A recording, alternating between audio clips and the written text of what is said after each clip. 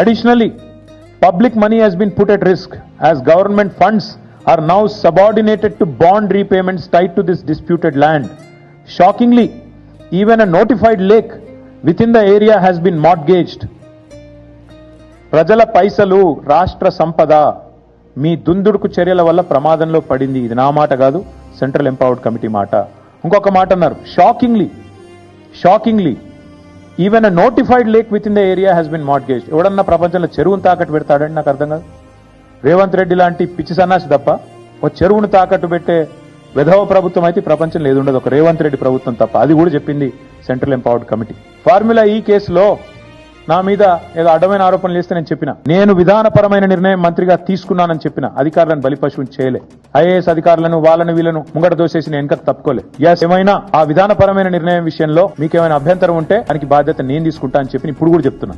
రాజకీయం అంటే అట్లా చేయాలి, అంతేగాని మంచి జరిగితే నాది, చెడు జరిగితే అధికారులది అని ముందు పెట్టి వాళ్ళని బలిపశువులను చేసే కుసంస్కారం మా పార్టీకి లేదు. నేను పోలీస్ అధికారులకు కూడా చెప్తా ఉన్నా, ఇష్టం వచ్చిన కేసులు పెడుతున్నారు. రేవంత్ రెడ్డి ప్రైవేట్ సైన్యం లాగా పనిచేస్తా ఉన్నారు కొంతమంది. అందరిని అనను, కొంతమంది. ఆ కొంతమందికి నేను చెప్తున్నా, మిమ్మల్ని కూడా వదిలిపెట్టాం, మీ మీద కూడా సుప్రీంకోర్టుకు పోతాం. ఇష్టానుసారం చెలరేగిపోయి అడ్డమైన కేసులు పెడుతున్న పోలీస్ అధికారులు ఎవరైతున్నారో ఆ కొంతమందికి నేను చెప్తా ఉన్నా, అందరినీ కాదు. అందరూ ఉలిక్కిపడాల్సిన అవసరం లేదు.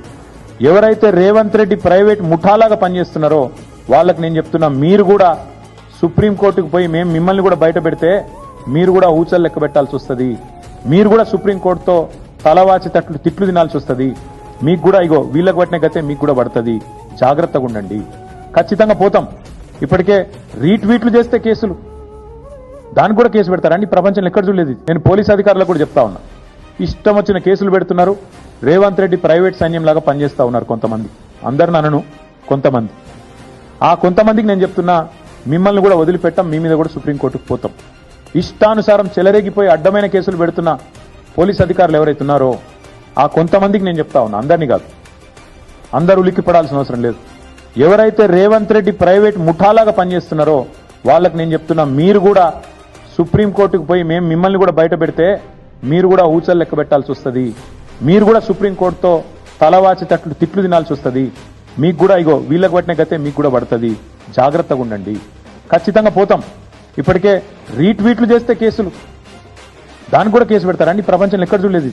అంటే చేస్తానేది ఇంపార్టెంట్ మాట. వారు సెంట్రల్ ఎంపవర్డ్ కమిటీ ఇచ్చిన మాట ఏంటంటే, చెప్పిన రిపోర్ట్ ఏంటంటే, in view of the seriousness of the violations and potential financial impropriety, ఇక్కడ జరిగిన ఆర్థిక పరమైన అవకతవకలు, ఇక్కడ జరిగిన ఉద్దేశపూర్వకమైన ఒక అరాచకత్వం ఏదైతే ఉందో దాన్ని దృష్టిలో పెట్టుకొని ఖచ్చితంగా మరి ఒక ఇండిపెండెంట్ ఇన్వెస్టిగేషన్, ఒక స్పెషలైజ్డ్ ఏజెన్సీ ద్వారా ఆర్డర్ చేయండి.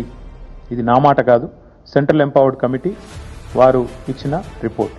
అంటే ఎగ్జాక్ట్ గా ఇదే మాట నేను ఇక్కడ కూర్చొని వారం రోజుల కింద చెప్పాను.